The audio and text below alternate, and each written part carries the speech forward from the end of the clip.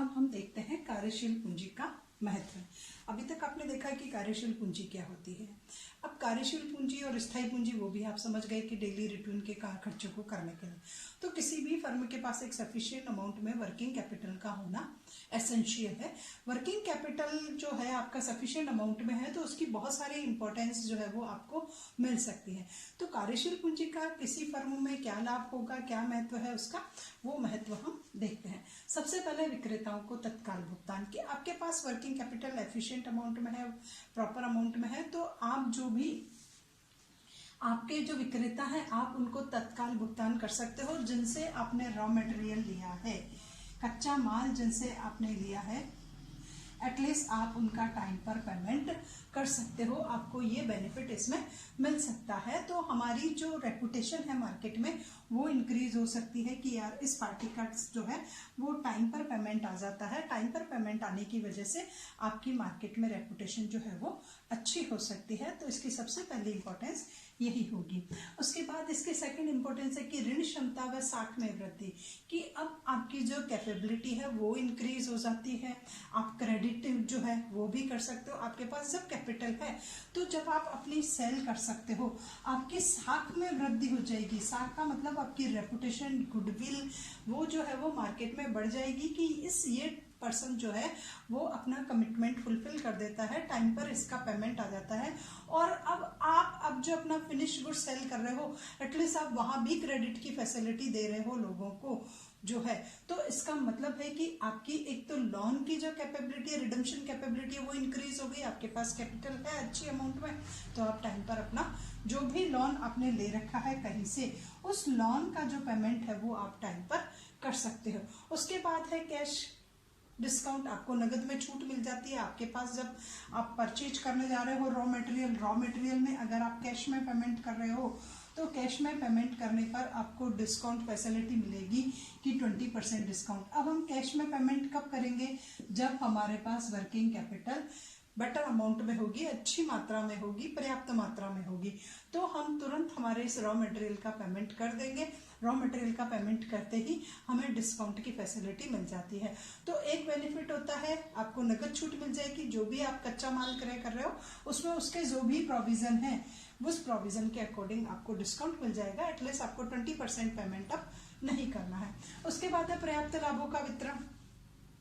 अब आपके पास better capital है, बेटर यूटिलाइजेशन चल रहा है, सब कुछ बेटर चल रहा है, तो आपकी जो फर्म है, इंडस्ट्री है, उसमें आपके प्रॉफिट भी बहुत अच्छी मात्रा में होंगे।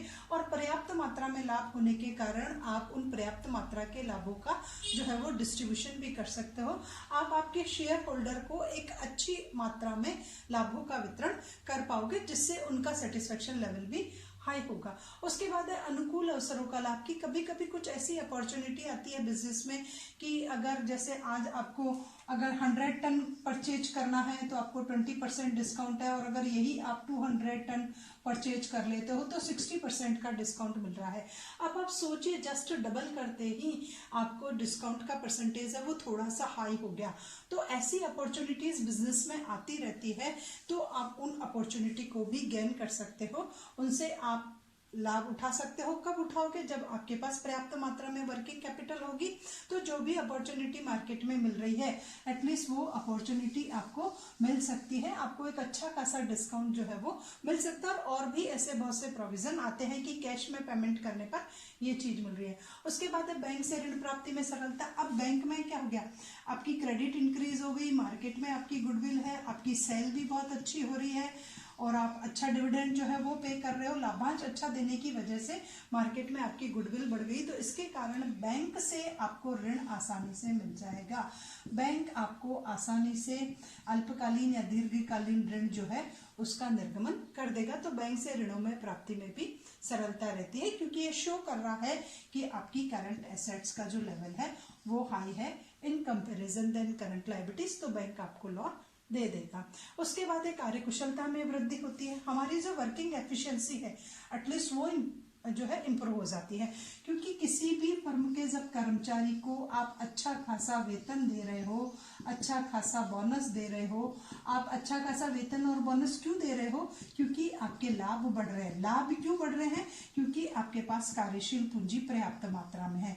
जब आपके पास कार्यशील पूंजी पर्याप्त मात्रा में है तो आपका प्रोडक्शन लेवल हाई हो रहा है, आपकी बिक्री बढ़ रही है, और इन सभी का परिणाम ये हो रहा है कि हम अच्छा वेतन और अच्छा बोनस कर्मचारियों को दे पाते हैं। और अच्छा बोनस अच्छा देने के कारण वो भी अपने 100% एफर्ट्स के साथ उस फर्म या इंडस्ट्री में काम कर रहे हैं, जिससे प्रॉपर यूटिलाइजेशन हो रहा है। जो भी हमारी फिक्स एसेट्स है एटलीस्ट उसका प्रॉपर यूटिलाइजेशन हो रहा है। अब है स्थायी संपत्तियों की उत्पादकता में वृद्धि। जब अच्छा काम और अच्छा ये देने के कारण क्या हो रहा है, अच्छे तरीके से काम कर रहे हैं आपके ये लेबर वगैरह जो भी अच्छा काम कर रहे हैं, तो इनके द्वारा अच्छा काम करने की वजह से जो भी आपकी फर्म में फिक्स एसेट्स है एटलीस्ट उस फिक्स एसेट्स का आप प्रॉपर यूटिलाइजेशन कर रहे हो, उनकी उत्पादकता बढ़ रही है, तो आपका एसेट्स टर्नओवर रेशियो जो है वो भी इंक्रीज होता जा रहा है। और जैसे ही एसेट्स टर्नओवर रेशियो इंक्रीज होता है किसी फर्म की बिक्री अपने आप इंक्रीज हो जाती है। उसके बाद आकस्मिकताओं का सफलतापूर्वक सामना, कि कभी भी कोई इमरजेंसी सिचुएशन आ गई जहां आपको कैश की रिक्वायरमेंट हुई, तो आपके पास लिक्विडिटी पर्याप्त मात्रा में है, वर्किंग कैपिटल है, इस वजह से तो आप उस इमरजेंसी को जो है वो बहुत अच्छे से फेस कर लेते हो बिना किसी प्रॉब्लम के। तो फर्म आकस्मिकताओं का सामना कर सकती है। कोई भी क्रिटिकल सिचुएशन जब उसके पास आती है तो वो उस क्रिटिकल सिचुएशन को फेस करते हुए आसानी से अपनी फर्म को बाहर निकाल लेती है। उसके बाद उचित विक्रय व्यवस्था कर संस्था को आत्मनिर्भर, जब आपका सेल आपकी इंक्रीज हो रही है तो एटलीस्ट आपकी फर्म जो है वो अब आत्मनिर्भरता की ओर बढ़ रही है। तो ये सारे बेनिफिट किसी भी फर्म में वर्किंग कैपिटल को प्रॉपर अमाउंट में रखने पर उस फर्म को मिल सकते हैं। अब आते हैं दोष की, अगर हमने आवश्यकता से अधिक वर्किंग कैपिटल रखी, हमारी रिक्वायरमेंट ही नहीं है उतनी, कि रिक्वायरमेंट है 4 लाख की और रख रहे हैं 6 लाख रुपए की वर्किंग कैपिटल डेली, तो अब ऐसी सिचुएशन में भी कुछ जो है डीमेरिट्स क्रिएट हो सकते हैं, फर्म को कुछ नुकसान हो सकते हैं आवश्यकता से अधिक वर्किंग कैपिटल रखने के कारण। सबसे पहले अनावश्यक सामग्री का संग्रह कर लोगे। कंडीशन क्या होगी कि आप अननेसेसरी बहुत ज्यादा रॉ मटेरियल, आपका जो पर ईयर आपकी रिक्वायरमेंट नहीं है एटलीस्ट आप उससे भी ज़्यादा रॉ मटेरियल परचेज कर करके रख लोगे और भी बहुत सा स्टोरेज कर लोगे, तो ये अननेसेसरी का एक एक्सपेंडिचर जो है वो आप इंक्रीज कर दोगे।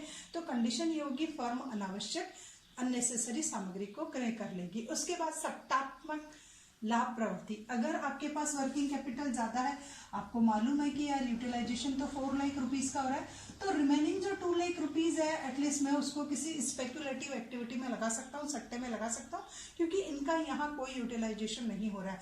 और ये है आप एडिक्ट हो जाओगे, आपकी एक हैबिट बन जाएगी कि अगर एक्स्ट्रा पैसा आया और तुरंत आपने जो है कहीं ऐसे सट्टे की जगह जहां आपने इन्वेस्ट कर दिया, जहां फ्लक्चुएशन से बेनिफिट लेना चाह रहे हो, तो इट में भी पॉसिबल कि कभी आपको लॉस भी हो सकता है।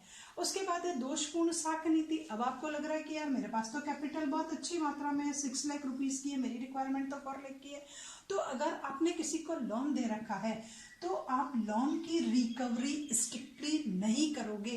पर्टिकुलर जब टाइम आ गया आप उससे रिकवरी पर ज्यादा प्रेशर नहीं डालोगे, आप क्या करोगे, वसूली में ढिलाई कर दोगे, नॉर्मल हो जाओगे, लिबरल हो जाओगे, हाँ यार दे देगा दे देगा दे देगा, तो ऐसा लोग आपके पैसे को मिसयूज करने लग जाएंगे।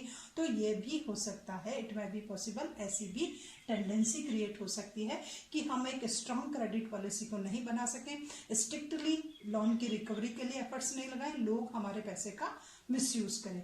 उसके बाद है प्रबंधकीय अकुशलता। अब मैनेजमेंट भी जो है वो एक इनएफिशिएंसी से काम कर रहा है, पैसा ज्यादा है, ठीक है, यूज हो रहा है नहीं हो रहा है, उनको इससे कोई मतलब नहीं हो रहा, तो एक जो है प्रबंधकीय अकुशलता वहां देखने को मिलती है, क्योंकि उनको मालूम है पैसा बहुत है यहाँ और उसका यूज करना तो ठीक, नहीं तो ऐसा ही है। उसके बाद लाभों पर विपरीत प्रभाव, जैसे ही अब ये क्या हो गया, 2 लाख की बर्डन आपके ऊपर आ गई। अब जहां से भी आपने कलेक्ट किए ये कैपिटल, चाहे आपने डिवेंचर इश्यू करके की है या आपने ये कैपिटल आपने कहीं से भी ली है, तो ये एटलीस्ट आपके लॉस जो है, प्रॉफिट उनको लॉस में कन्वर्ट कर रही है, क्योंकि ये आपने एज इट इज ऐसे ही रख रखी है डेली खर्चों के लिए, जबकि आप इसका यूटिलाइजेशन कहीं और कर सकते थे तो आपके प्रॉफिट गेन हो सकते हैं। इतनी रिक्वायरमेंट ही नहीं है। फिक्स एसेट्स के साथ इसका मिसमैच हो रहा है, इस वजह से आपके प्रॉफिट इंक्रीज नहीं हो पा रहे हैं। और जब आपके प्रॉफिट इंक्रीज नहीं हो पा रहे हैं, डिविडेंड ज्यादा नहीं होगा तो आप ज्यादा नहीं दोगे, तो जो शेयर होल्डर हैं एटलीस्ट उसमें डिससेटिस्फेक्शन लेवल हाई हो जाएगा, उनमें असंतोष हो जाएगा। जब आप उनको टाइम पर पेमेंट नहीं करोगे तो अंशधारियों में एक असंतोष की भावना आ जाएगी। तो कुल मिलाकर के एक प्रॉपर अमाउंट में वर्किंग कैपिटल जो है वही रखना चाहिए, नो एक्सेस में और नो लोअर, दोनों चीजें नहीं होनी चाहिए। अधिक हुआ तो ये नुकसान हुआ और कम हुआ तो भी बहुत से नुकसान हो सकते हैं। तो आवश्यकता से अधिक नहीं और आवश्यकता से कम नहीं। अगर आपने आवश्यकता से कम रखी तो आप अपॉर्चुनिटी गेन नहीं कर पाओगे, आप टाइम पर जो है पेमेंट नहीं कर पाओगे, आप कमिटमेंट को फुलफिल नहीं कर पाओगे, आपकी एफिशिएंसी डिक्रीज हो जाएगी, प्रॉपर आपकी फिक्स एसेट्स का प्रॉपर यूटिलाइजेशन नहीं होगा। तो ये तो मैंने लिखा कि आवश्यकता से अधिक होना, आवश्यकता से कम होना भी नुकसानदायक हो सकता है, इसलिए एक प्रॉपर अमाउंट में वर्किंग कैपिटल रखना कंपलसरी है।